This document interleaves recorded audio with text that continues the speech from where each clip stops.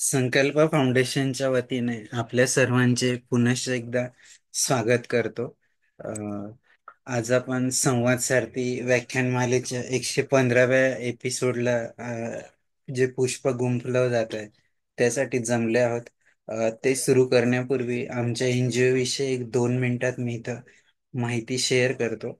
आमचं एनजीओ गेले 12 वर्ष झाले महाराष्ट्रातील विविध भागात ऑफलाईन आणि ऑनलाईन दोन्ही माध्यमातून पर्यावरण, शिक्षण, ग्रामीण विकास, आरोग्य, महिला सक्षमीकरण या सगळ्या विविध क्षेत्रात कार्यरत आहे. आमच्या एनजीओचं मुख्य तत्व महात्मा गांधीजींचं खेड्याकडे चला आणि स्वामी विवेकानंद आणि रामकृष्ण परमहंसांचं शिवभावे जीवसेवा या तत्वाने आमचं एनजीओ कार्यरत आहे. गेल्या 12 वर्षात समाजात साठी जे काम करण्याची संधी आम्हाला मिळते, सेवा करण्याची जी संधी मिळते, त्याबद्दल निश्चितच आमच्या एनजीओला खूप अभिमान वाटतो की आम्हाला ही संधी मिळते. त्याबद्दल आम्ही खरोखर समाजाचे आणि या प्रकृतीचे, या निसर्गाचे ऋण व्यक्त करतो. मी जास्त वेळ न घेता आमच्या एनजीओची एक छोटीशी व्हिडिओ क्लिप या ठिकाणी शेअर करतो. नंतर आपण आजच्या कार्यक्रमात पुढे जा.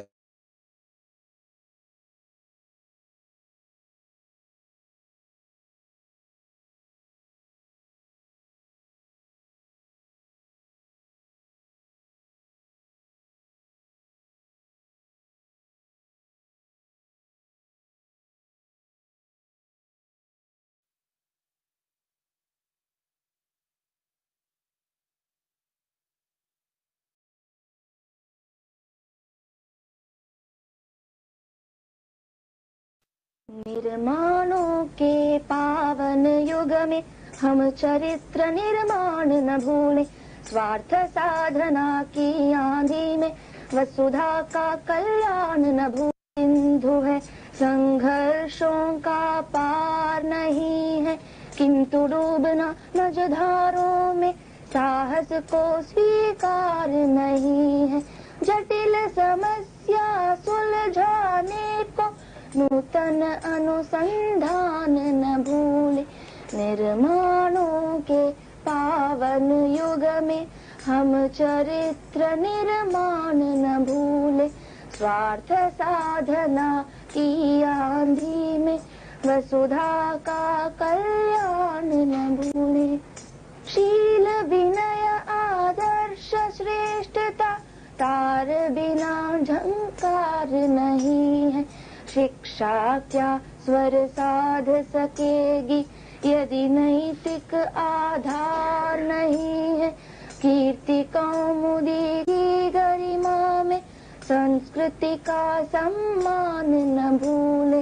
निर्माणों के पावन युग में हम चरित्र निर्माण न भूले, स्वार्थ साधना की आंधी में वसुधा का कल्याण न भूले।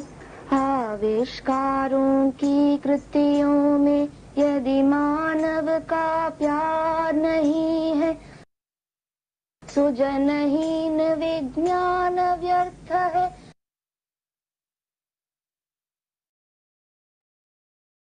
कोरोना काळात जेव्हा आमच्या सगळ्या फिजिकल ऍक्टिव्हिटी बंद होत्या, आम्ही ऑनलाईन वेबिनार सिरीज सुरू केली ऑगस्ट 2020ला. आणि त्यात महाराष्ट्रातील विविध भागातून तज्ज्ञ लोकांना आम्ही आमंत्रित केलं.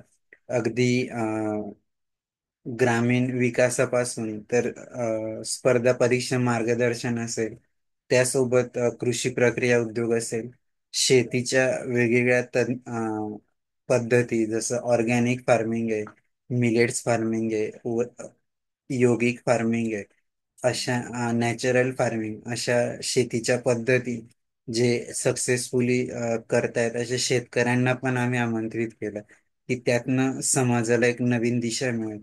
यासोबत त्या काळात खूप सारे लोक टीव्हीची स्क्रीन असेल, मोबाईलची स्क्रीन असेल, त्यानंतर कम्प्युटर आणि लॅपटॉपची स्क्रीन असेल, यावर खूप जास्त वेळ घालत होते. तर ते कशा पद्धतीने, योग्य पद्धतीने त्याला तो वेळ त्यांनी त्यांचा जो सत्कारणी लावावा म्हणून पालकांसाठी आणि विद्यार्थ्यांसाठी आम्ही ऑनलाईन कार्यशाळा देखील घेतल्या. यासोबतच आपले दैवत छत्रपती शिवराय, डॉक्टर बाबासाहेब आंबेडकर, भगवान गौतम बुद्ध यांच्या चरित्रावर देखील आम्ही वेबिनार सिरीजचे आयोजन केले आणि महाराष्ट्रातील विविध भागातून तज्ज्ञांना आम्ही आमंत्रित केलं. त्यासोबतच जेव्हा हा सगळा प्रवास चालला होता तर आम्हाला संपूर्ण महाराष्ट्रातून खूप चांगला प्रतिसाद त्या वेबिनार सिरीजला आला. हे सगळं करत असताना मनात वाटत होतं की एक नवीन काहीतरी उपक्रम सुरू करावा. मग खूप साऱ्या लोकांशी चर्चा केली आणि संवाद सारथीचा जन्म झाला. आमच्या मुख्य मार्गदर्शिका भावनाताई विस्पुते यांनी सांगितलं की आपण या पद्धतीने संवाद सारथी यातनं जे पण डिफरंटली एबल अपंग व्यक्ती आहेत त्यांना त्यांचा जीवन प्रवास जाणून घेण्यासाठी, त्यांच्याशी संवाद साधण्यासाठी या वेबिनार सिरीजची सुरुवात करूया. आणि जेव्हा हे सुरुवात केली 15 ऑगस्ट 2022 ला, तेव्हा वाटलं नव्हतं की आम्ही या टप्प्यापर्यंत पोहोचू, पण सगळ्यांच्या सहकार्याने प्रत्येक सोमवारी हे अखंडपणे हे कार्य चाललंय, त्यासाठी सगळ्यांचीच खूप मदत आहे. आता जेव्हा संवाद सारथीत जे पण महानुभाव येत असतात ते त्यांच्या क्षेत्रात मास्टर ब्लास्टर आहेत. ते जेव्हा आमच्याशी इथं बोलतात त्यांच्याकडून आम्हाला प्रत्येक वेळेस नवीन गोष्टी ऐकायला मिळतात, शिकायला मिळतात आणि त्यातनं त्या इतरांपर्यंत पोहोचवण्याची संधी देखील आमच्या एनजीओला मिळत असते. जेव्हा एखादा अपंग व्यक्ती त्याचं जीवन जगत असतो, त्याच्या जीवनात खूप सारा संघर्ष असतो. तो त्याच्यात असलेल्या उणिवा शोधून त्यावर कशी मात करतो, आपलं जीवन कसं बॅलन्स करून घेतो. तो जेव्हा जीवन जगत असताना त्याचं जे काय करिअर आहे, त्याचा जो व्यवसाय, नोकरी, त्याचं जे काय पॅशन आहे त्याच्यात तो इतरांबरोबर स्वतःला सिद्ध करण्याचा प्रयत्न करतो. कधी त्यांच्या सोबत तर कधी त्यांच्या पुढे देखील जाण्याचा तो प्रयत्न करत असतो. असं सगळं आम्हाला या संपूर्ण वेबिनार सिरीज मध्ये जाणवलं आणि खूप आनंद होतो की आज आपण 115व्या पुष्पात पोहोचलो आहोत. हे सर्वांचं सांघिक यश आहे. आम्ही तर एक निमित्त आहो आणि हे सगळं जे आहे ते सगळे मिळून होत आहे. मी जास्त वेळ न घेता आजचे आपले वक्ते नरेंद्र दीक्षित सर यांचा परिचय करून देण्यासाठी डॉक्टर अनिता मॅडमला रिक्वेस्ट करतो. त्याआधी आपल्यासोबत डॉक्टर नंदिनी पाटील मॅडम, अशोक मानसे sir, doctor Sunita Pawar madam हे जॉईन झाले, त्यांचं देखील स्वागत करतात. Doctor Anita madam, please unmute and speak. धन्यवाद सर. नमस्कार. संवाद सारथी पुष्प 115वे संकल्प फाउंडेशन सामनेर आयोजित संवाद सारथी या वेब संवाद सत्रातील पुष्प 115वे आज गुंफले जात आहे. संवाद सारथी या वेब संवाद सत्रातील 115वे पुष्प गुंफण्यासाठी आपल्या अपंगत्वावर मात करत व्यावसायिक व सामाजिक क्षेत्रात आपले वेगळे स्थान निर्माण करणारे सांगली येथील सुकाऊ जन्मजात व्याधी प्रतिबंध व सहाय्य प्रतिष्ठानचे अध्यक्ष माननीय नरेंद्र श्रीनिवास दीक्षित सर आज आपणास वक्ते म्हणून लाभलेले आहेत. सरांचा थोडक्यात परिचय. सरांचं शिक्षण BBA झालेलं आहे, तसेच ATC हे देखील यामध्ये देखील सरांचे शिक्षण झालेले आहे आणि सर सध्या टॅक्स अँड फायनान्स कन्सल्टंट म्हणून कार्यरत आहेत. सर सामाजिक सेवेमध्ये देखील अग्रेसर असतात. सर सुखायू जन्मजात व्याधी प्रतिबंध व सहयोगी प्रतिष्ठान संस्थापक चे सदस्य व अध्यक्ष देखील आहेत. सर सांगली येथे ही सरांची संस्था कार्यरत आहेत. सरांना क्रिकेट आणि चेस खेळायला सरांना आवडतं. तसंच सरांचा छंद वाचन, रीडिंग हा सरांचा छंद आहे. सरांना आजवर अनेक पुरस्कार प्राप्त झालेले आहेत. त्यापैकी काही निवडक मी येथे मांडते. शारीरिक दृष्ट्या विकलांग व्यक्तींच्या श्रेणीमध्ये मॅट्रिक परीक्षेत जिल्ह्यात प्रथम क्रमांक मिळाल्याबद्दल सरांना महाराष्ट्र राज्य शासनाचा गुणवत्ता पुरस्कार मिळालेला आहे. तसेच धीरूभाई अंबानी फाउंडेशन शारीरिकदृष्ट्या विकलांग व्यक्तींच्या श्रेणीमध्ये जिल्ह्यात मॅट्रिक परीक्षेत प्रथम क्रमांक मिळवल्याबद्दल सरांना गुणवत्ता पुरस्कार मिळालेला आहे. तसेच सरांना व्यापारी मोफत ज्ञान प्रसारक मंडळ संचलित महात्मा गांधी ग्रंथालय सांगली येथील सप्टेंबर 2022 तर्फे देखील सरांना पुरस्कार प्राप्त झालेला आहे. तसेच रोटरी क्लब ऑफ सांगली कडून देखील सरांना त्यांच्या उत्तुंग अशा कार्याबद्दल पुरस्कार प्राप्त झालेला आहे. तर असे हे आपले जे वक्ते आहेत, माननीय नरेंद्र श्रीनिवास दीक्षितजी हे समाजरक्षक नरेंद्राचे सुकाही नेतृत्व या विषयावर आज आपल्याशी संवाद साधणार आहेत. चला तर मग आपणही संकल्प फाउंडेशनच्या संवाद सारथी या वेब संवाद उपक्रमात सहभागी होऊया आणि अडथळ्यांवर मात करत पुढे जाण्यासाठी नवीन ऊर्जा मिळवूया. तर अधिक वेळ न घेता मी पुढील सूत्रे माननीय विशाल सरांकडे सोपविते. धन्यवाद. धन्यवाद डॉक्टर अनिता मॅडम. मी जास्त वेळ न घेता आपले वक्ते नरेंद्र दीक्षित सर यांना विनंती करतो की त्यांचा जीवन प्रवास आमच्यासोबत त्यांनी शेअर करावा. सुस्वागतम सर. संकल्प फाउंडेशनच्या 115व्या संवाद सारथी पुष्पात पुष्प गुंफण्यासाठी मी तुम्हाला आमंत्रित करतो. Welcome sir. धन्यवाद. धन्यवाद. सर्वप्रथम मला या संवाद सारथी या व्याख्यानमालेत आमंत्रित केल्याबद्दल संकल्प फाउंडेशनचे आभार. आणि संकल्प फाउंडेशनचे आत्ता क्लिप बघितली, तुमचं काम फारच मोठं आहे त्यात ते आणि प्रशंसनीय पण आहेत. मी पण एक NGOच असतात काही नाही, त्यामुळं आपलं काम खूपच चांगलं आहे. आता बघितलं मी. आता माझी थोडक्यात माहिती सांगतो. मी नरेंद्र श्रीनिवास दीक्षित, सांगली येथे राहतो. मी BBA आहे आणि CA करतोय. CA फायनलला आत्ता A ग्रुप देतोय मी. आणि टॅक्स आणि फायनान्स कन्सल्टंट म्हणून मी सध्या स्वतःचं प्रॅक्टिस आहे माझी सांगलीमध्ये. आणि माझ्याबरोबर माझे आई वडील आणि एक भाऊ असतो.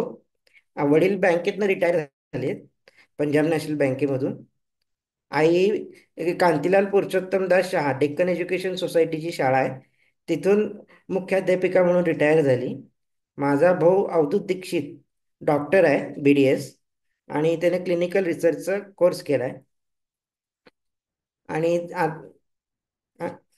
आणि सध्या तो कॉर्पोरेट क्षेत्रात खाजगी कंपनीत कार्यरत आहे, बहुराष्ट्रीय कंपनीत क्लिनिकल रिसर्च या क्षेत्रात. आता माझा जीवन प्रवास पहिल्यापासून सांगायचं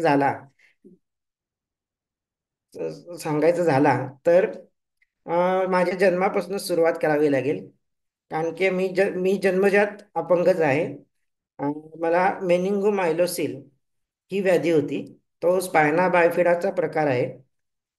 मेनिंगोमायलोसिलमध्ये कसं असतं, आपल्या कमरेला माकड हाडाच्या इथे एक छोटी पुटकुळी होती मला जन्मताच पहिल्या दिवशी. ती पुटकुळी बघून डॉक्टरांना कळलं होतं की हा मेनिंगोमायलोसिल आहे. त्यामुळं आमच्या आई वडिलांनी निर्णय घेतला. माझा जन्म बागलकोटला आईच्या गावी झाला. तिथनं लगेच त्यांनी कार करून मला सांगलीला आणलं, आमच्या आत्ताच्या गावी. तिथं बऱ्याच तज्ज्ञ डॉक्टरांना मला दाखवलं. त्यात तिसऱ्या दिवशी मला डॉक्टर रवींद्र वोरा सांगली, जे आमच्या NGOचे आत्ता पण आधारस्तंभ आहेत, त्यांना दाखवलं होतं. त्यांनी डायग्नोसिस करून सांगितलं होतं की हा चालू तर काही शकणार नाही, पण याचं आयुष्यमान आपण नक्कीच चांगलं करू शकतो. याच्यासाठी 2 सर्जरी कराव्या लागतील. त्या सर्जरी करूया आपण. पण आमच्या आई वडिलांनी सेकंड ओपिनियन घेण्यासाठी म्हणून सांगलीत अजून डॉक्टरांना दाखवूया म्हणून 5-6 डॉक्टरांना दाखवलं सांगलीत. त्या सर्व डॉक्टरांनी सांगितलं की ह्याचं काय होणार नाही, याच्यावर काय उपचार करू नका, हा असाच राहील. पण आमच्या नंतर मी 2-2.5 महिन्याचा असताना आमच्या एका नातेवाईकांच्या मार्फत आम्हाला म्हणजे आईबाबांना डॉक्टर UA वेंगसरकर मुंबई यांची माहिती मिळाली. ते न्यूरोसर्जन त्यावेळेला नुकतेच अमेरिकेहून शिकून आले होते. मग ते माहिती मिळताच त्वरित माझे वडील त्यांच्याकडे माझी मेडिकल फाईल घेऊन गेले. त्यांना फाईल दाखवली. त्यांनी सांगितलं की या आपण सर्जरी करूया. मग लगेच ते त्याच रात्री परत आले आ- आमच्या सांगलीला. आणि सकाळी परत आल्यावर परत रात्री आम्ही मुंबईला गेलो सगळे. तिथं मी एच एन हॉस्पिटलला ऍडमिट केलं मला. तिथं एवढी परिस्थिती होती की साधा बेड सुद्धा मिळाला नाही माझ्यासाठी. फक्त एक पाळणा मिळाला, त्या पाळण्यात मला झोपवलं होतं. आणि ती जी पुटकुळी होती माझी, ती नंतर वाढत वाढत मोठी गाठ झाली होती आणि त्यामुळे मला उताना झोपवता येत नव्हतं. एका कुशीवर झोपवायला लागत होतं. अशी कसरत आई वडील, माझे आजी आजोबा दोन्हीकडचे, या सगळ्यांनी मिळून त्यावेळेला केली. नंतर थोड्या दिवसांनी माझं पहिलं ऑपरेशन झालं. त्यात माझ्या डोक्यात पाणी झालं होतं. ते पाणी ड्रेन होण्यासाठी व्हीए बसवण्यात आला. ते सक्सेसफुल झालं. त्याच्यानंतर दुसरी सर्जरी माझी 8 दिवसांनी शेड्यूल होती. पण मधल्या काळात 3 दिवसातच माझी जी गाठ होती ती खूप मोठी होऊन फुटली एक दिवस. आणि त्याचं नर्व्स सगळ्या बाहेर आल्या. आणि त्यामुळे नर्व्सना इन्फेक्शन होईल एक्सपोज होऊन, म्हणून डॉक्टरांनी तिसऱ्या दिवशीच त्वरित परत दुसरं ऑपरेशन केलं माझं. त्या गाठ शिवून आत ढकलल्या, नर्व्स आत ढकलल्या. ते पण ऑपरेशन चांगलं सक्सेसफुल झालं. मग आम्ही सांगलीला परत आलो. मी 4-5 महिन्याचा होस्तोपर्यंत मी चांगला रिकवर पण झालो दोन्ही ऑपरेशन्समधून. आज आणि असं सांगलीला आणि त्यावेळेला आमचे वडील अहमदनगरला पोस्टेड होते पंजाब नॅशनल बँकेत. मग आम्ही नगरला गेलो. 3 वर्षापर्यंत मी बरा होतो. आणि माझं बालपण नॉर्मलच चालू होतं, म्हणजे हसणं खेळणं, लोकांशी बोलणं. मी त्यावेळेला वरांड्यात जाऊन बसायचो आमच्या घराच्या. तिथं माझे मित्र मैत्रिणी माझ्याबरोबर खेळायला यायचे. कॉलनीतल्या लोकांशी मी बोलत होतो त्यावेळेला. असं चाललं होतं माझं बालपण नॉर्मल. आजी आजोबा, आजी आजी मला कायम बरोबरच घेऊन असायची माझी. ती एकदम कायम रोज एक स्तोत्र म्हणायची. ते स्तोत्र म्हणताना ती एक दिवस थांबली काहीतरी. ते स्तोत्र मी पुढं कंटिन्यू पुढं हे म्हटलं पूर्ण. त्यामुळं त्यावेळेला घरच्यांना कळलं की हा आहे बाबा काहीतरी हुशार आहे, ह्याचं काहीतरी होऊ शकतं. असं चालत मी 3 वर्षाचा झाल्यावर मला वरचेवर रोज ताप येऊ लागला. मग आमच्या लोकल डॉक्टरांनी परत मुंबईच्या डॉक्टर वेंगसरकरांना रेफर केलं. मग आम्ही परत तिकडे गेलो. डॉक्टर वेंगसरकर सरांनी परत सगळ्या टेस्ट करून घ्यायला सांगितल्या. मग सर्व प्रकारच्या टेस्ट तिथं केल्यावर अजून 2 गोष्टींचा उलगडा झाला. एक म्हणजे माझं हृदय डावीकडे नसून थोडंसं मध्ये आहे, म्हणजे उजवीकडं मध्ये आहे छातीत. आणि किडन्या एक उजवीकडे आणि एक डावीकडे नसून दोन्ही किडन्या उजवीकडेच एकावर एक आहेत, असं त्या टेस्टमध्ये आम्हाला कळलं. आणि त्या किडन्या एकावर एक असल्यामुळं युरिन ड्रेन होत नव्हती, त्यामुळे मला युरिन इन्फेक्शन होऊन ताप येत होता. असं निदान झालं तिसऱ्या वर्षी. ते मग रिपोर्ट आल्यावर डॉक्टरांनी योग्य उपचार केले. तेव्हा पण मी बरा झालो. त्या सर्व टेस्ट के हॉस्पिटलमध्ये मुंबईला करण्यात आल्या. आणि ला येता जातानाची गंमत म्हणजे त्यावेळेला मुंबईत डबल डेकर गाड्या बसेस असायच्या. आणि डबल डेकर बसच्या सगळ्यात वरती टप्पावर जाऊन मी सगळ्यात पुढच्या सीटवर बसत असेल रोज. आणि तिथनं मुंबई सगळी बघत असे. मला त्यावेळेला मजा येत होती 3 वर्षाचा असताना. अशी एक गंमत आहे तिथं मुंबईत. तिथनं परत आम्ही अहमदनगरला आलो. मग 3-4 वर्षाचं झाल्यावर माझ्या आई वडिलांनी माझ्या शाळेसाठी शोध सुरू केला. आणि त्यांच्या असं लक्षात आलं की मला कुठलीच शाळा ऍडमिशन द्यायला तयार नव्हती त्यावेळेला. की हा मुलगा कसं बसणार 5 तास, याची काळजी कोण घेणार तिथं शाळेत असताना, असे त्यांना प्रश्न पडले होते. मग नगरला कुठली शाळा घेणार म्हटल्यावर आई माझी शिक्षिकाच आहे स्वतः पहिल्यापासून. तिने माझा घरीच अभ्यास घ्यायला सुरुवात केली. दरम्यान माझ्या वडिलांची सांगलीला ट्रान्सफर झाली. मग आम्ही सगळे सांगलीला आलो. सांगलीला आल्यावर आमच्या सुदैवानं सौ वैशाली कुलकर्णी यांच्याशी आमची ओळख झाली. त्या विश्रामबाग माध्यमिक शिक्षण संस्थेच्या वारणाली शाळेत शिक्षिका होत्या. त्यांनी सर्व जबाबदारी घेऊन मला प्रवेश द्या म्हणून संस्थेच्या लोकांना सांगितलं. सर्व सर्व जबाबदारी माझी त्यांनी घेतली. आणि अशा पद्धतीने मला पहिल्यांदा शाळेत प्रवेश मिळाला. ते सुद्धा मोठ्या गटात डायरेक्ट प्रवेश मिळाला. मोठा गट 3 महिने झालं माझं. आणि मी नंतर डायरेक्ट पहिलीच ऍडमिशन मिळाली मला. त्यामुळे लहान गट आणि मोठा गट माझा न झाल्यातच जमा आहे. पहिलीतच डायरेक्ट ऍडमिशन घेतली. शाळेचे दिवस मग सुरू झाले. पहिली ते चौथी पहिलं मी 4 वर्ष अर्धी शाळा करत होतो. म्हणजे मधल्या सुट्टीतनं परत जात होतो. कारण काय त्यावेळेला माझ्या तब्येतीविषयी आणि मी तेवढा वेळ बसू शकेन की नाही याविषयी माझ्या आईबाबांना जरा शंका होती. म्हणून त्यांनी प्रायोगिक तत्वावर पहिले एक 2-4 वर्ष अर्ध्या शाळेत बसवून बघितलं. उरलेला अभ्यास माझी आई घ्यायची. त्यावेळेला शाळेचं एक स्ट्रगल सांगतो तुम्हाला, प्रॉब्लेम सांगतो. आमची शाळा आमच्या घराच्या जवळच होती, पण मध्ये रेल्वेचे रूळ जात होते आणि त्या रुळावर मोठी खडी पसरलेली होती. ते आमची त्यावेळेला सायकल होती, ते सायकलवरनं मला सोडायचे आई वडील. ते सायकल घेऊन मला घेऊन ते खडी आणि दोन मोठे मोठे रूळ पार करून त्यांना शाळेपर्यंत पोचायला लागत होतं रोज. दरवेळी ने आण करायला लागत होती. आणि मी तसा पहिल्यापासून शाळा बुडवणारा विद्यार्थी नव्हतो. मला शाळा कायम अटेंड करायची असायची शक्यतो. त्यामुळे त्यांना फार त्यावेळेला त्रास झालाय हे मी त्यांच्याकडनंच ऐकलं. मला पण माहित नाही, मी लहान होतो खूप. आ, तर मला शिक्षक शिक्षिका माझे मुलं सगळे हे मित्र मैत्रिणी सगळे चांगले मिळाले कॉलेजच्या शाळेच्या दरम्यान. त्यामुळे पहिली ते चौथी मी अर्धी शाळा केली. मग पाचवीपासून मला खरा टर्न अराउंड झाला माझ्या जीवनात. पाचवीत मी प्रज्ञा प्रबोधिनी परीक्षेला बसलो होतो. स्पर्धा परीक्षेत बसलो होतो. त्या स्पर्धा परीक्षेत बाकी सगळ्या मुलांना क्लासेस होते शाळा सुटल्यावर. मॅडम घेत होत्या आमच्या. पण मला शाळा सुटल्यावर बसणं शक्य नव्हतं शाळेत एवढा वेळ परत. त्यामुळे मी काही क्लास केला नाही तो. क्लास मी घरीच अभ्यास करून मी अभ्यास करून ती परीक्षा दिली. पण विशेष असं की त्या परीक्षेत मी पहिला आलो. त्या क्लास केलेल्या मुलांपेक्षा मला चांगले मार्क पडले. इथनं माझी हुशारी माझ्या शिक्षकांना म्हणा, माझ्या आई वडिलांना घरच्यांना सगळ्यांना लक्षात आली. नंतर मग मी बऱ्याच स्पर्धा परीक्षा दिल्या शाळेत असताना. गणिताची दिली, संस्कृतची दिली, हिंदीची दिली. अशा त्याच्यात पण मग चांगल्या गुणांनी पास होत गेलो. यात उल्लेख करावा असं वाटतोय म्हणजे आमच्या 5वीच्या वर्ग शिक्षिका घोरपडे मॅडम, 6वीच्या वर्ग शिक्षिका कुंभार मॅडम आणि 7वीच्या वर्ग शिक्षिका सलगर मॅडम. सलगर मॅडम तर मला आईसारखंच करायच्या. आमच्या शाळेत सगळ्या शिक्षिका त्यांना चिडवायच्या, तुझा मुलगा आहे म्हणून. एवढं त्यांचं माझ्यावर माया होती. आणि त्या दरम्यान त्यांनी सलगर मॅडमनी मला खूप स्कोप दिला, स्टेज डेअरिंग दिलं.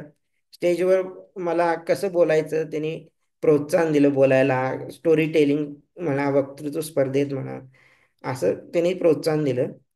तिथनं पुढं मग मी 8वी 9वी 10वीला आमची शाळा तीच होती, पण बिल्डिंग बदलली, शाळेची चेंज झाली. आता आम्हाला रूळ क्रॉस करायला लागत नव्हते, ते एक सुदैव होतं. पण पावसाळ्यात त्या जागेवर चिखल फार होत होता. तिथं रस्ता असा नव्हताच त्यावेळेला. नुसतं चिखलातनं जावं लागायचं. गोटा बुडायचा एवढं चिखल असायचं तिथं. आणि मी शाळा बुडवत नव्हतो, किती पाऊस असला तरी मला जायचं असायचं. मी हट्टी होतो त्यावेळेला जरा. त्यामुळे जायचं असायचं. त्यामुळे त्यावेळेला आई वडिलांनी माझ्या घोटाभर चिखलातनं पाय बुडवून शूज शूज बरोबर त्या शूज टाकून चप्पल टाकून मला आणलेला आहे. त्यात आमचे शाळेचे शिपाई आप्पा सर म्हणून होते.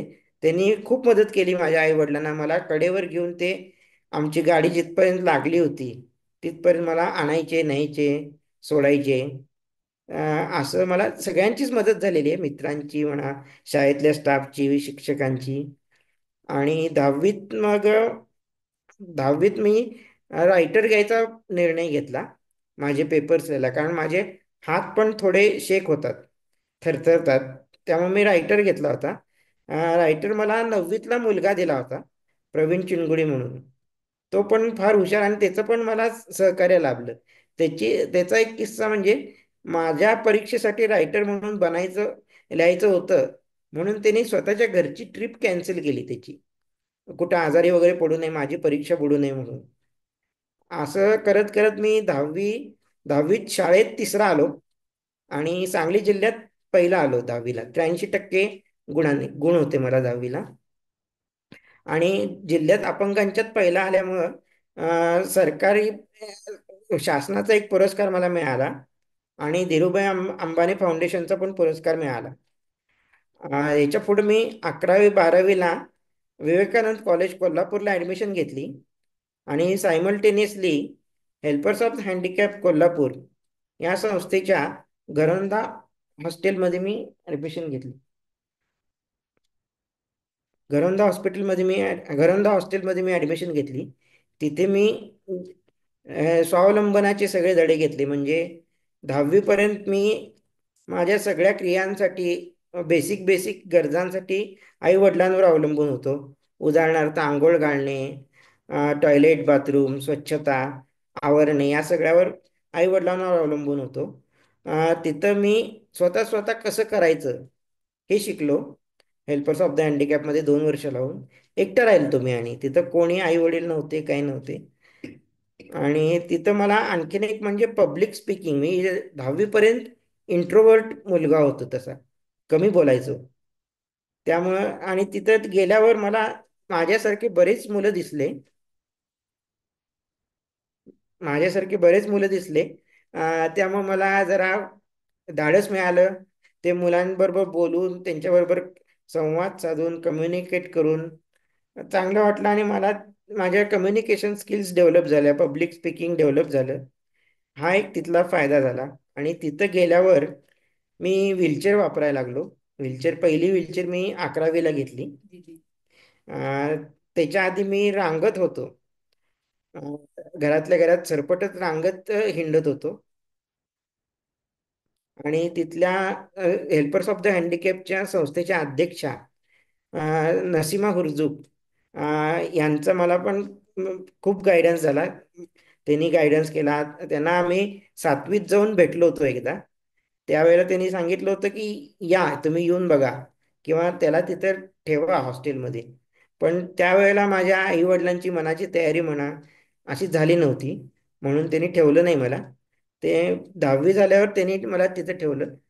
ह्याच्यात मी पण थोडा हट्ट धरला 10वी नंतर, म्हणून ते ठेवायला तयार झाले आई वडील माझे, नाहीतर ते ठेवायला तयार नव्हते. तिथं आणखीन एक व्यक्ती मला भेटली हॉस्टेलमध्ये. ती म्हणजे सोनाली नवांगुळ ताई. तिला मी ताईच म्हणतो. ती माझी आता आयुष्यभर माझी मेंटॉर, माझी गुरु, माझी मित्र मैत्रीण सल्लागार सगळीच आहे. ती मी हॉस्टेलवर येणार म्हणून म्हटल्यावर फायनल झालं. तिने 4 दिवस आधी मला घरी फोन केलता. कसा आहेस तू, ये हॉस्टेलमध्ये खूप मुलं आहेत, मज्जा असती, आपण राहूया, असं तिचा फोन आलता. ते मला पहिल्यांदा आठवतंय. त्याच्यानंतर हे सगळं स्वावलंबी कसं जगायचं आणि स्वतः स्वतः आंघोळ कशी करायची, आवरायचं कसं, हे सगळं मला तिने शिकवलं, सोनाली नवांगुळ ताईनी. त्यामुळे ते एक उल्लेख करण्यासारखी व्यक्ती होती. आणि हॉस्टेलमध्ये भेटलेले आणखीन व्यक्ती म्हणजे रेखाताई देसाई, अविनाश कुलकर्णी सर, हे सर्व मला हॉस्टेलमध्ये सोबती लाभले. तसंच मग माझ्या 12वीला मी असताना हॉस्टेलमध्ये एक छोटासा ॲक्सिडेंट झालता, मायनर. तो ॲक्सिडेंट म्हणजे आमची कॉलेजला ने आणण्या करण्यासाठी एक बस होती आम्हाला. त्या बसमध्ये मला व्हीलचेअर उतरवताना एका मुलाचा हात चटकला. त्यामुळे व्हीलचेअर जोरात खाली पडली आणि त्यामुळे त्याचा माझ्या मानेला दणका बसला जोरात. त्यामुळे मानेत माझ्या रक्ताच्या गुठळ्या झालत्या. त्याच्यानंतर मी 2 महिने खूप आजाराने तापाने फणफणलो होतो. सुदैवानं मी ज्या दिवशी तापाने फणफणलो होतो त्यावेळेला माझी आई माझ्या कॉलेजवर 12वीच्या परीक्षेचे फॉर्म भरण्यासाठी आली होती. तिने मला माझा ताप बघून ताबडतोब निर्णय घेतला की याला इथं ठेवायचं नाही, याला सांगलीला घेऊन जाऊया. ती तशीच बस मला घेऊन आली सांगलीत. त्या रात्रीच लगेच मला ॲडमिट करण्यात आलं परत. तिथं MRI काढला आणि तिथं त्या हॉस्पिटलमध्ये 8-15 दिवस मी ॲडमिट होतो. तिथं उपचार घेऊन बरं झालं, पण परत 2 महिन्यांनी परत मला ताप यायला लागला तसाच. मग परत मला MRI, परत तेच प्रोसिजर, परत ॲडमिट करणं. हे सगळं आलं. मग तिथं दोनदा ॲडमिट असल्यामुळं 12वीचे पेपर काय मला नीट लिहिता आले नाहीत. मी आजारातच लिहिले. तरी सुद्धा चांगल्या गुणाने पास झालो मी 12वी. त्याच्यानंतर मी 10वीतच ठरवलं होतं की मला CA करायचं आहे. आणि CAचे क्लासेस हे कोल्हापूरला हॉस्टेलमध्ये राहून करणं शक्य नव्हतं मला. म्हणून आम्ही निर्णय घेतला की परत सांगलीत यायचं. मग मी 12वी झाल्यावर परत सांगलीत आलो. इथं व्ही पी कॉलेजला BBAला ॲडमिशन घेतली आणि सायमल्टेनियसली CAचा फॉर्म भरला. CA फाउंडेशनचा अभ्यास सुरू केला. मी BBA सेकंड इयरला असताना CA फाउंडेशनची परीक्षा पहिल्या अटेम्प्टला पास झालो. त्या परीक्षेत पण मी सांगली जिल्ह्यात जनरल कॅटेगरीमध्ये पहिला आलता माझा नंबर. अ, असं मी फाउंडेशनची परीक्षा पास झाल्या झाल्या लगेचच CAची आर्टिकलशिप जॉईन केली. CA धीरज देशपांडे सांगली यांच्याकडे. ते ॲक्च्युली क्लासेस पण घेत होते त्यावेळी CAचे, आणि आर्टिकलशिप पण त्यांच्याकडेच करत होतो. फाउंडेशन मी त्यांच्याकडेच पास झालो. त्यांचा आणि माझा 2007 पासून आत्तापर्यंत संबंध टिकून आहे चांगला. ते मला लहान भावासारखंच मानतात. मला गायडन्स करतात. खूप त्यांचा उपयोग होतो मला, त्यांचं नॉलेजचा, ह्याचा आणि तिथल्या कामाच्या अनुभवाचा. त्याने मला इतकं कॉन्फिडंट करून सोडलंय की आता मी माझी स्वतःची प्रॅक्टिस कोणालाही न विचारता मी करू शकतो. एवढं त्यांनी माझ्यात कॉन्फिडन्स निर्माण केला आहे. हे करता करता माझं BBAचं चालूच होतं कॉलेज. त्याच्यानंतर 12 वाजता मी ऑफिसला जात होतो आर्टिकलशिप करायला. 12 ते 6 ऑफिस करून परत घरी येत होतो आणि घरी येऊन इंटरमिजिएटचा अभ्यास करत होतो. असं करत करत मी एक वर्ष केलं. मग थर्ड इयर BBA झाल्यावर मी पुढे MBA करायचं नाही, आपण CAलाच डेडिकेट करायचं असं ठरवलं. आणि मग CAचा इंटरमिजिएटचा क्लास देशपांडे सरांकडेच लावला मी.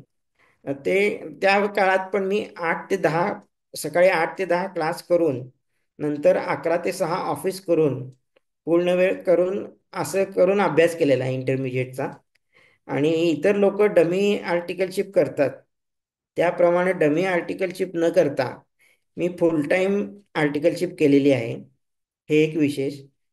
आज आज माझी आर्टिकलशिप चालू असतानाच इंटरमिजिएटचा फर्स्ट ग्रुप माझा क्लिअर झाला आणि आर्टिकलशिप संपल्यावर इंटरमिजिएटचा सेकंड ग्रुप क्लिअर झाला. या परीक्षा देता देता मला ॲक्च्युली 2 अडचणी आल्या, त्या तुमच्या पुढे मांडाव्याशा वाटतात. पहिली अडचण म्हणजे CAच्या परीक्षेचा आमचा जो परीक्षा हॉल होता, एक्झाम हॉल, तो 3ऱ्या मजल्यावर होता. माझ्या आई वडिलांना मला 3ऱ्या मजल्यावर उचलून न्याय लागत होतं दरवेळेला पेपरला. दर 6 महिन्यांनी आमचे 4-5 पेपर असायचे. प्रत्येक वेळेला 3ऱ्या मजल्यावर उचलून न्याय लागत होतं. आणि दुसरी अडचण म्हणजे शिवाजी युनिव्हर्सिटीची BBAची एक्झाम देताना आम्हाला 1 तास वाढवून दिला जात होता त्यावेळी. त्यावेळेला ते अपंगत्वाचा दाखला दरवेळी आम्हाला सबमिट करायला लागत होता, दरवर्षी एकदा. आणि त्यासाठी माझ्या अभ्यासाचे दिवस सोडून मला सिव्हिल हॉस्पिटलला जायला लागायचं. एक दिवस वाया घालवायला लागायचा गर्दीत आणि ह्याच्यात. ते एक सांगावंसं वाटलं. आणि असं करत करत मी CAची आर्टिकलशिप संपली 3.5 वर्षाची, तोपर्यंत इंटरमिजिएटचा सेकंड ग्रुप क्लिअर झालो आणि CA फायनलला ॲडमिशन घेतली. CA फायनलला सांगलीत क्लासेस नव्हते, पण पुण्यात मला जाऊन राहणं काही शक्य नव्हतं आमच्या दृष्टीनं. त्यामुळं मी अग्रवाल सर, पुण्याचे अग्रवाल सरांचे क्लासेस फेमस आहेत, त्यांचे ऑनलाईन क्लासेस मी इतर सांगलीत बसून आणि तसा अभ्यास करून मी CA फायनलचा सेकंड ग्रुप क्लिअर झालो. आणि सेकंड ग्रुप क्लिअर झाल्यावर माझा फर्स्ट ग्रुपचा अभ्यास सुरूच होता. त्याच्या सायमल्टेनियसली प्रॅक्टिस पण सुरू केली मी टॅक्स आणि फायनान्शियल कन्सल्टन्सीची. त्याला आता 7 वर्ष होत आली जवळजवळ. आणि त्या दरम्यान मी पहिले 2 वर्ष घरीच प्रॅक्टिस केली. नंतर आता 5 वर्ष मी एक ऑफिस घेतले. माझ्या वडिलांचे मित्र आहेत आणि माझा काका आहे महेश कराडकर, त्याचं जुनं ऑफिस त्यांनी मला वापरायला दिलं. रिकामं होतं ते. त्या ऑफिसमध्ये माझं 5 वर्ष गेले सुरू आहे प्रॅक्टिस. आणि आता मी माझं स्वतःचं ऑफिस पण बुक केलंय. ते ऑफिस आता मला पुढच्या वर्षी पोझिशन मिळेल त्या बिल्डिंगचं. हे सांगताना आता काय हा ह्या दरम्यान माझा भाऊ पण डॉक्टर झाला, BDS डॉक्टर झाला.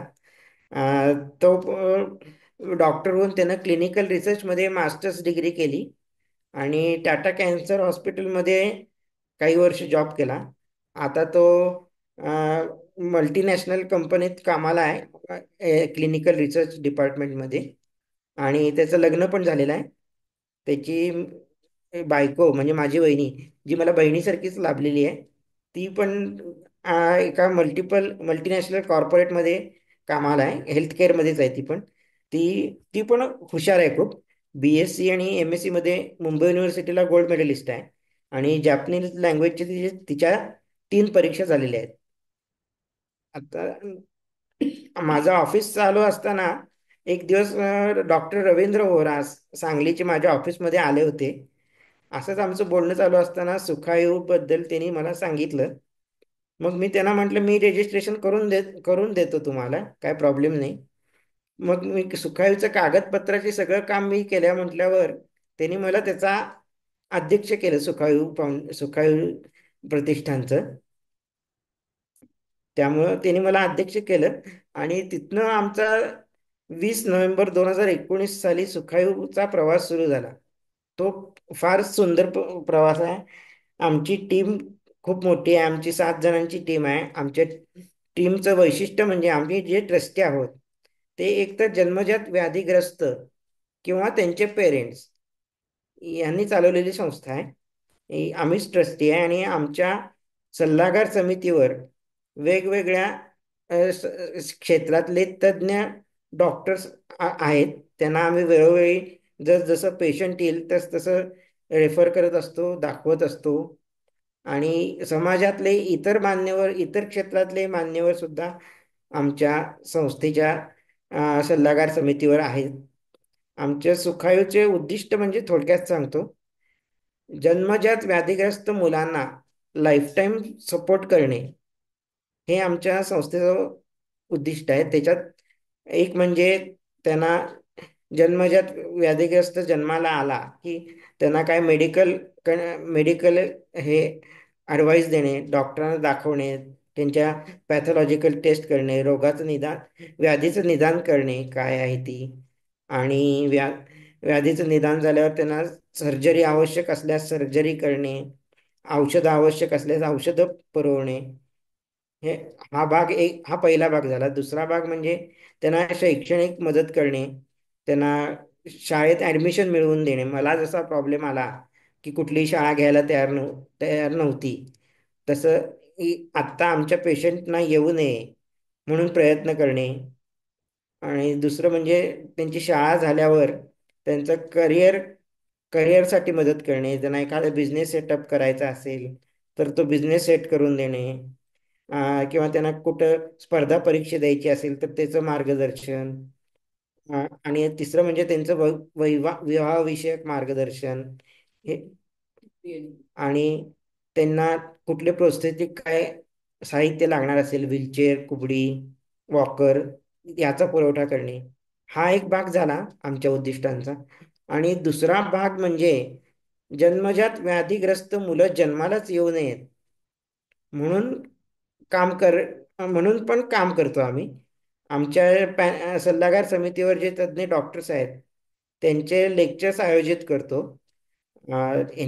वयात येणाऱ्या कॉलेजच्या मुली किंवा ज्या माता होऊ शकतात अशा तरुण बायका यांच्यासाठी आम्ही काय काय प्रिकॉशन घ्याव्यात त्यांनी, म्हणजे मूल जन्माला यायच्या अगोदर काय काय प्रिकॉशन घ्याव्यात याच्याबद्दल अवेअरनेस कॅम्पेन टाईप लेक्चर्स ठेवतो डॉक्टरांचे. आत्तापर्यंत आमचे तसे 2-4 लेक्चर्स झालेले आहेत. कालच आमच्या संस्थेचा 5वा वर्धापन दिन उत्साहात झाला. त्यानिमित्त आम्ही आम्ही एक नवीन पुरस्कार पण द्यायला सुरुवात केली आहे, सुखायू यशवंत पुरस्कार. काल आम्ही पहिला पुरस्कार दिला एका मुलाला, पुण्याच्या अक्षय परांजपे नावाच्या. तो विल्सन या दुर्मिळ आजाराने ग्रस्त असून सुद्धा उत्तम फोटोग्राफर आहे. आणि सांगायचं म्हणजे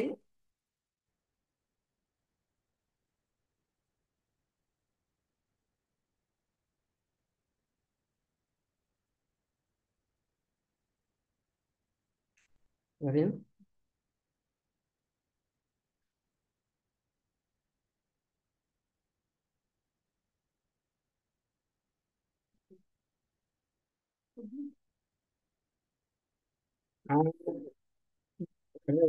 एवढं बोलून मी माझं भाषण संपवतो. परत एकदा संकल्प फाउंडेशनचे मला संवाद सारथी या व्याख्यानमालेत आमंत्रित केल्याबद्दल आभार. विशाल सरांचे आभार. थँक्यू. धन्यवाद थँक्यू. नरेंद्र सर. तुम्ही जो प्रवास म्हणला खूपच प्रेरणादायी आहे सर्वांसाठी.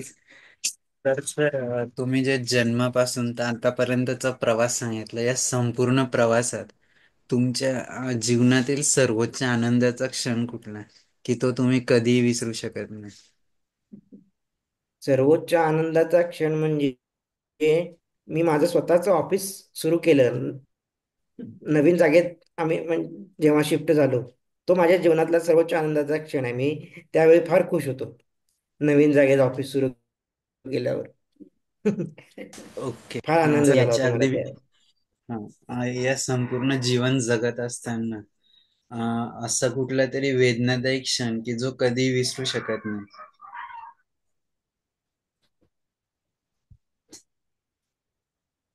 वेदनादायी क्षण म्हणजे तो 12वीत असताना माझा छोटा ऍक्सिडेंट झाला होता. तो मी सांगितलेला. बसमधून मी पडलो होतो, व्हीलचेअर माझी, आणि मानेत गुठळ्या झाल्यामुळे मला ताप आला होता. आणि मान पण दुखत होती. ती माझी मान अजून पण दुखती मला आधनमधनं, त्या ऍक्सिडेंटमुळे छोट्याशा.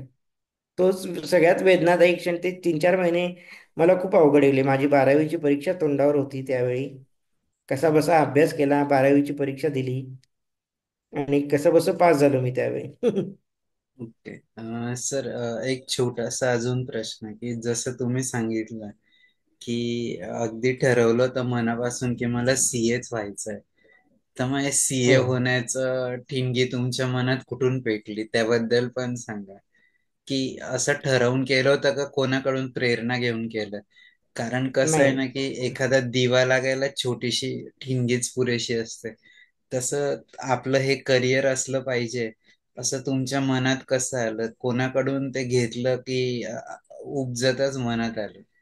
नाही मी 9वी-10वीत असताना माझ्या वडिलांनी मला पुस्तक आणून दिली ती करिअर मार्गदर्शनाविषयी, म्हणजे कुठल्या क्षेत्रात काय काय संधी आहेत. ते पुस्तक वाचून मी ठरवलं की मला सीए करायचं आहे 10वीला. कारण सायन्स साईडला जाणं मला शक्य नव्हतं.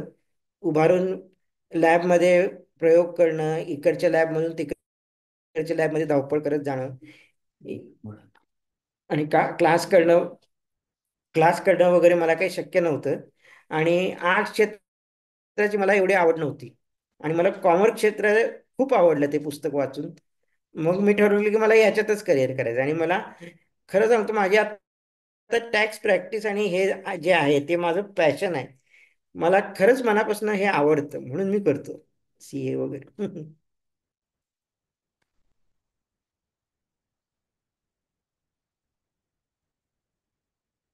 हॅलो. नाही? सर, आवाज येतोय? हा, येतोय सर. अं, एक आपण सर्वांना मंच खुला करण्याआधी तुम्ही जो व्हिडिओ पाठवलाय तो इथं शेअर करतो, हो आणि सर. मग आपण सर्वांसाठी हे मंच खुलं करूया. एक हो. 2 मिनिटं द्या, मी सुरू करतो. हो. हा व्हिडिओ म्हणजे आमच्या संस्थेचा आतापर्यंत 5 वर्षात जे जे कार्य केले त्याचा अहवाल आहे थोडक्यात.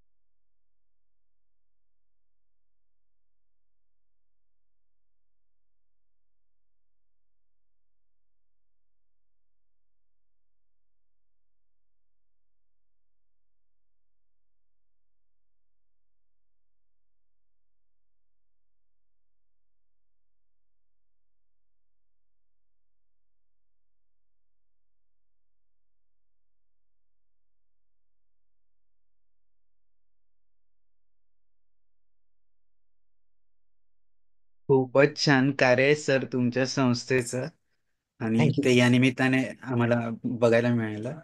सर मी जास्त वेळ न घेता तुम्ही 1-2 मिनिटं बोला. आमचे सर्वात सिनियर डॉक्टर घनश्याम असुदानी सर यांना विनंती करतो की त्यांनी त्यांची प्रतिक्रिया द्यावी. सर त्याआधी तुम्हाला काही आणखीन एक थोडं बोलायचं असेल सांगायचं तर आहे. नक्की हो सांगा सर सांगा. आमच्या संस्थेच्या उपाध्यक्षा डॉक्टर नंदिनी पाटील पण जॉईन आहेत या मीटिंग मध्ये. सर निश्चितच आपण त्यांनाही बोलायला सांगूया. नक्कीच हो, त्या त्यांच्याकडून पण पण बोलतील. ऐकायला आवडेल. Yes sir. Doctor Ghanshyam sir please unmute and speak. Narendra भाई, खूप बरं वाटलं तुमच्याविषयी जाणून. Thank you sir. एकीकडे तुम्ही तुमचा कॅरियर आणि दुसरीकडे समाजसेवा यांची खूप छान सांगड घालून राहिले.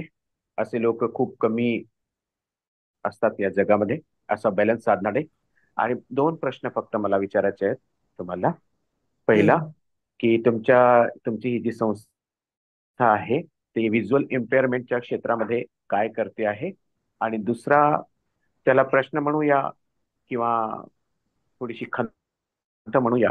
हा एक 5-10 मिनिटाचा व्हिडिओ या ठिकाणी शेअर करण्यात आला, पण एका हम्म. व्हिज्युअली इम्पेअर्ड माणसासाठी, माझ्यासाठी ते 10 मिनिटं वेस्ट झालेत. का झाले असावे ते तुम्ही हम्म. बघा. बरोबर आहे सर. ते आमच्या लक्षात आलं नाही. सॉरी. व्हिज्युअली इम्पेअर्ड आमचे पेशंट कमी आहेत, खरं त्यांच्यासाठी पण काम करणं सुरू आहे सर आमचं. फक्त ते जन्मजात व्याधीग्रस्त पाहिजेत.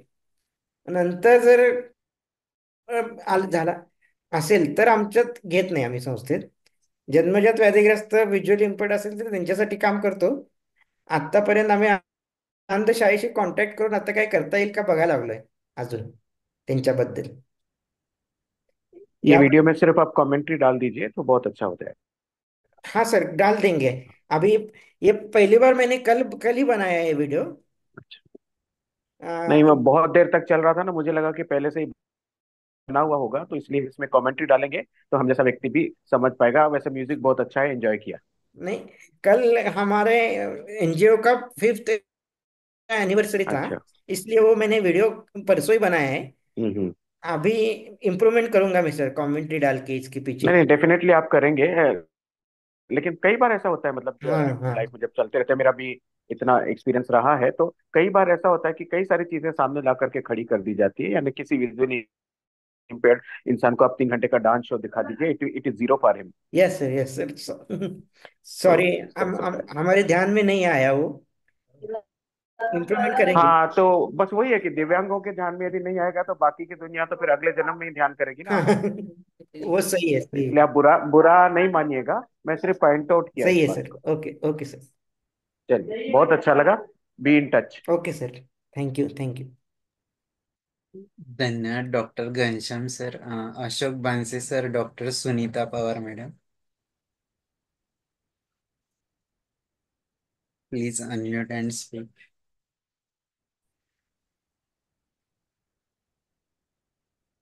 डॉक्टर सुनीता मॅडम, बांसे सर,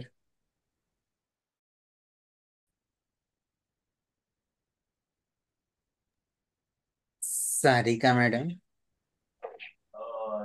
हा बोला हॅलो. डॉक्टर सुनीता मॅडम बोला. हा सर. नरेंद्रची आणि माझी असं कार्यक्रमातच 1-2-3 वेळा भेट झाली आहे. म्हणजे मी हॉस्टेलला असताना तो नव्हता तिथे.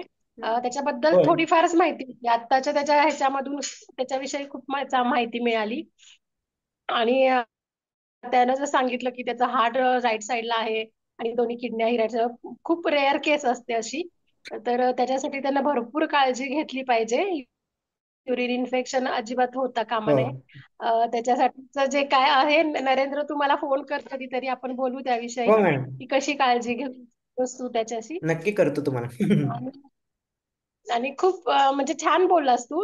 तुझं स्टोरी आणि स्ट्रगल खूप चांगला सांगितलास. तुझ्या आई बाबांची आणि सगळ्यांचीच तुला खूप हो मदत झाली आहे त्याच्यासाठी.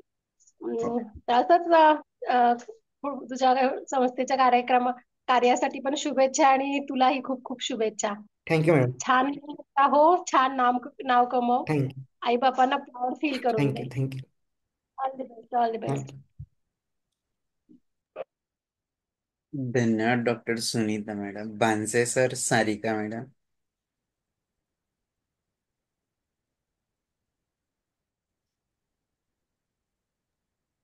सर नमस्कार सर. नमस्कार नमस्कार सर. सर, बोला. सर्वांना नमस्कार. मी नमस्कार अशोक सर. शामराव भानसे, सेवाग्राम वर्धा हम्म, हम्म. वरून बोलत आहे. आणि आपला आपला जो जीवन प्रवास सांगितला, आवडीनुसार शिक्षण घेऊन आज तुम्ही स्वतःचे ऑफिस सुरू केले, त्यास पहिले अभिनंदन आपले. Thank you thank you. आणि तुमच्या संस्थेचे, सुखोई संस्थेचे जे नाविन्यपूर्ण कामं सुरू आहे, त्याच्यातला तो मुळात जन्मजातच अपंग जन्मास न येऊ देणे, ही संकल्पना खूप छान आहे. याचा जास्तीत जास्त प्रसार व्हायला पाहिजे. होय. बस एवढंच बोलतो आणि धन्यवाद. धन्यवाद सर. आम्ही हेल्दी मुलं जन्माला यावीत म्हणून प्रयत्न करतोय सर.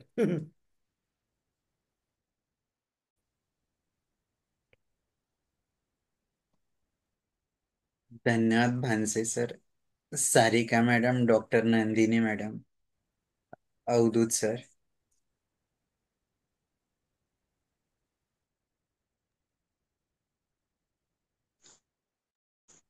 बोला डॉक्टर नमस्ते. नंदिनी मॅडम.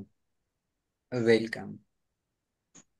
सुखायू जन्मजात व्याधी प्रतिबंध व सहाय्य प्रतिष्ठान असं आमच्या एनजीओचं नाव आहे. पहिल्यांदाच त्याला आपण प्रतिबंध हा शब्द वापरलेला आहे. थोडस ते काम अवघड आहे. जनजागृती करणं हे अत्यंत महत्वाचं जबाबदारी आमच्यावर आहे. आमचे सन्माननीय सल्लागार समिती सदस्य डॉक्टर रवींद्र होरा सर व त्यांचे सहकारी डॉक्टर अशोक अँटोनी हे दोघ जण भारतामध्ये ही जी काही स्पायना बायफिडा किंवा अन्य दिव्यांग मुलं जन्माला येत आहेत फोलिक ऍसिड आणि व्हिटॅमिन B12च्या कमतरतेमुळे, तर ह्यासाठी ते खूप प्रयत्न करत आहेत.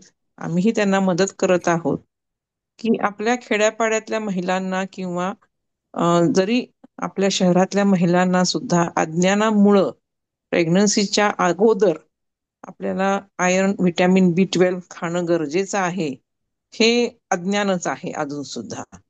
आणि त्यामुळं जवळजवळ 1 लाखाच्याही पुढं अशी दिव्यांग मुलं जन्माला येतात, हा सिद्धांत त्यांनी मांडलेला आहे. आणखी गरीबातल्या गरीब महिलेला काहीतरी असं दिलं पाहिजे की जेणेकरून तिला अशी मुलं जन्माला येऊ नयेत. त्यासाठी डॉक्टर अशोक अँटोनी सर, आणखी आमचे सल्लागार समिती सदस्य डॉक्टर रवींद्र होरा सर यांनी एक खेड्यापाड्यातल्या बायकांना सोपं काय तर चहा, जनरली सगळ्या चहा पितात, तर हा चहाच त्यांनी त्याच्यावर त्यांचं सर्च चाललेलं आहे. शासनाकडे प्रस्ताव गेलेला आहे की असा एक चहा ते तयार करता आहेत की त्याच्यामध्ये व्हिटॅमिन B12 आणखी आयर्नचं प्रमाण व्यवस्थित बॅलन्स करून तो चहा काही दिवसामध्येच बाजारामध्ये बऱ्याच चहा कंपन्या आणण्याची दाट शक्यता आहे. शासनाकडे तो अहवाल गेलेला आहे. आणखी आम्हाला विश्वास आहे की ते काम होणारच आहे. तर प्रतिबंधात्मक हे जे उपाययोजना आहेत त्या सुरू केलेल्या आहेत. अवघड काम आहे, त्याला खूप मोठा रिसर्च लागणार आहे. पण मीन व्हाईल जनजागृती करण्याचे लेक्चर्स आम्ही घेतोय महाविद्यालयीन मुलींसाठी. असे 4 लेक्चर का 3 लेक्चर आमचे संपलेले आहेत घेऊन. थोडंसं 5 वर्ष जरी आमच्या संस्थेला झाली असली तरी मधली 2 वर्ष ही कोविडच्या काळात गेल्यामुळे फक्त ऑनलाईन आम्हाला काही ना काहीतरी मार्गदर्शन सभासद पेशंटना द्यायला लागलं. सुदैवानं नरेंद्र दीक्षित हे आमचे अध्यक्ष आहेत. अतिशय, तर तुम्ही त्यांचा सगळा प्रवास ऐकलेला आहे. आणि खरं तर आम्ही दोघं ह्यासाठी खूप काम करतोय. कालचा आमचा जो 5वा वर्धापन दिन सुद्धा आम्ही अतिशय उत्साहानं उत्स्फूर्तपणे साजरा केला. आणखी मगाशी थोडस डॉक्टरांचं नाव मी विसरले, ब्लाइंड डॉक्टर आपले, की आम्हाला माहित नाहीये की आपण अंध आहात आणि त्यामुळे थोडासा आपला वेळ आमच्याकडून मिस झाला. मी पण त्यांची क्षमा मागते. अंध जन्मजात व्यक्ती हुडकणं आमचं काम सुरू आहे. त्यासाठी महाबळेश्वर मध्ये जे सनराइज कॅन्डल कंपनी आहे, भावेश भाटिया साहेब स्वतः ते अंध आहेत आणखी फार मोठा उद्योग त्यांचा मेणबत्ती तयार करण्याचा आहे. यांची मदत घेऊन आम्ही थोडंसं ह्या भागामध्ये आता वळणार आहोत. थोडीशी मॅनपॉवर कमी आहे, पण आमचे प्रयत्न हे अखंड सुरू राहतील. आणखी मी डॉक्टरांना असं म्हणू शकेन की अंध मुलं जी आहेत, मुली आहेत जन्मजात, अशांसाठी आम्ही खरंच तुमचंही मार्गदर्शन आम्ही घेऊन काम हे आम्ही सुरू करू. नरेंद्र, खूप छान बोललास, खूप छान, थँक्यू थँक्यू. मॅडम.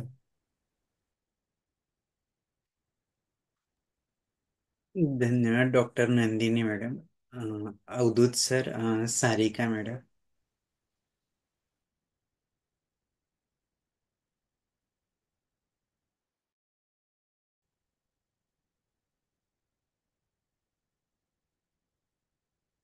हॅलो, मी डॉक्टर अवधूत दीक्षित. हा बोला मी सर. नरेंद्र हा नमस्कार, वेलकम. नमस्कार नमस्कार. मी नरेंद्र दीक्षित यांचा सख्खा भाऊच आहे. आणि हे काम म्हणजे नरेंद्र आता 5 आता माझ्या मते कालच का परवाच 5 वर्ष झाली या कामाला सुरू होऊन. तर सातत्यानं काम करताना मी त्याला पाहतो. आणि त्याची जी टीम आहे ती खूप कष्टाने वगैरे अशी नंदिनी मॅडम, नंतर होरा सर, हे सगळेजण त्यांच्या करिअरमध्ये वेळ काढून खूप चांगलं असे काम करत आहेत. मी खूप प्राऊड फील करतो त्यांच्याबद्दल. Thank you so much. धन्यवाद डॉक्टर अवधूत सर. निश्चितच नरेंद्र सर, आज तुम्ही जो तुमचा जीवन प्रवास या ठिकाणी शेअर केला, हा निश्चितच आमच्यासाठी नाही तर जे जे लोक हा व्हिडिओ फेसबुक आणि युट्यूबला बघतील त्या सर्वांसाठी प्रेरणादायी ठरणार आहे. सारिका मॅडम, तुम्ही अनम्यूट केलंय, तुम्ही बोला आधी. हो, धन्यवाद सर. नमस्कार सर. नमस्कार. नरेंद्र सर, नमस्कार. नमस्कार मॅडम. हा सर, ऍक्च्युली माझ्याकडे थोडा नेटवर्क इश्यू असल्यामुळे मी तुम्हाला कंटिन्युअस नाही ऐकू हा शकले. हा नंतर मी ऐकेन, पण जेही ऐकलं ते खरंच प्रेरणादायी आहे आणि खूपच छान आहे. आणि मला थोडंसं एज्युकेशन विषयी विचारायचं होतं. तुम्ही जी डिग्री सांगितली मला त्याचा अर्थ नाही कळाला. कुठलं बीबीए आहे का हो ITC? हो, नाही बीबीएच. बीबीए म्हणजे आपलं normal bachelor of business administration, MBA ची बॅचलर्स डिग्री आहे मॅडम. अच्छा अच्छा, ओके सर. ओके, आणि thank you sir. Okay madam, okay, thank you. बोला बोला बोला सर.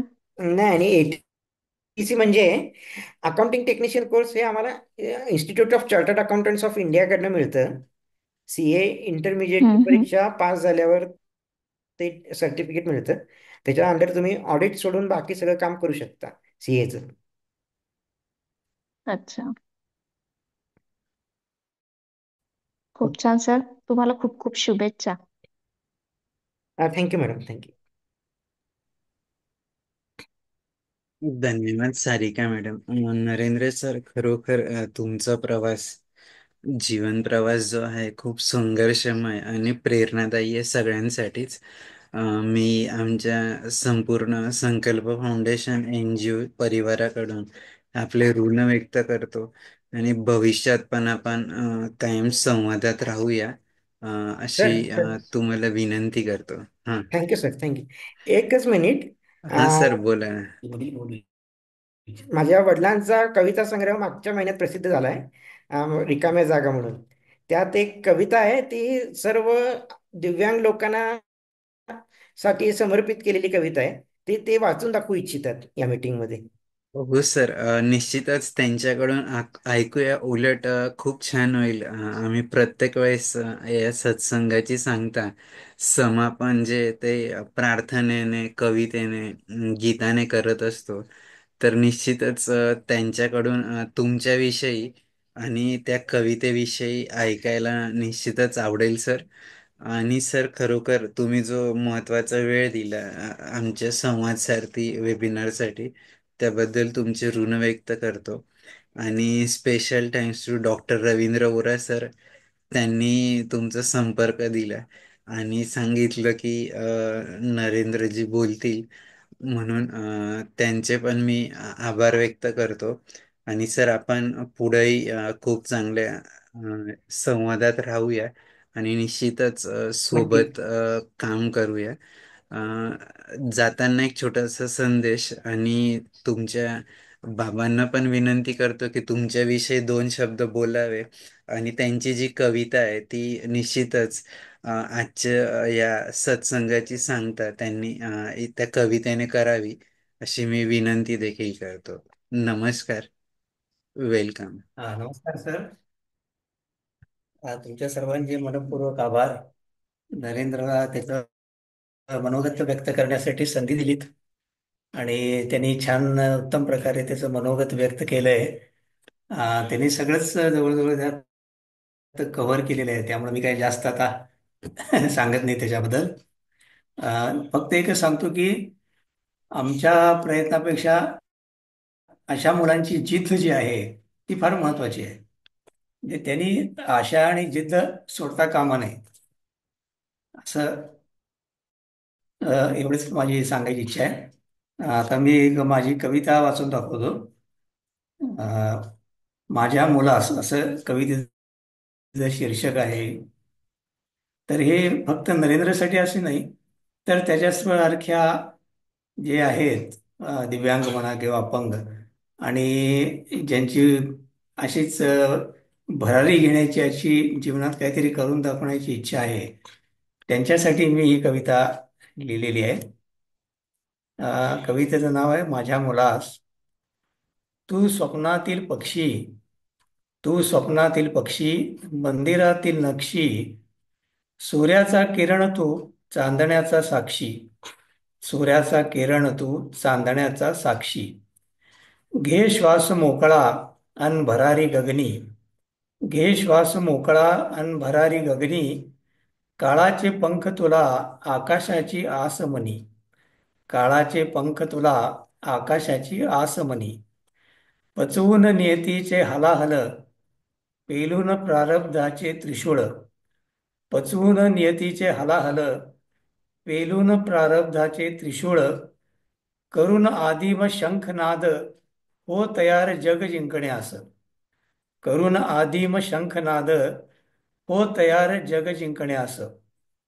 जा शाश्वता पलीकडे अनंताच्या अथांगात, जा शाश्वता पलीकडे अनंताच्या अथांगात, शोध घे स्वतःचा, शोध घे स्वतःचा या विश्वाच्या गुंत्यात, या विश्वाच्या गुंत्यात. धन्यवाद. धन्यवाद सर. खूपच छान कविता आहे. मी नरेंद्र सरांना विनंती करतो की ती नक्की आम्हाला शेअर करा आणि नक्की सर. ग्रुपवर पण आम्ही ती पाठवू. आणि पुनश्च एकदा मी सर्वांचे आभार व्यक्त करतो की तुम्ही तुमचा वेळ या संवाद सारथी व्याख्यानमालेतील पुष्प 115 दिला. आपण पुन्हा पुढच्या सोमवारी एका नवीन योद्ध्यासोबत चर्चा करूया, संवाद करूया आणि त्याच्याकडून नवीन ऊर्जा घेऊया आणि अडथळ्यांवर मात करूया. खूप खूप धन्यवाद सगळ्यांचे. परत आपण भेटूया.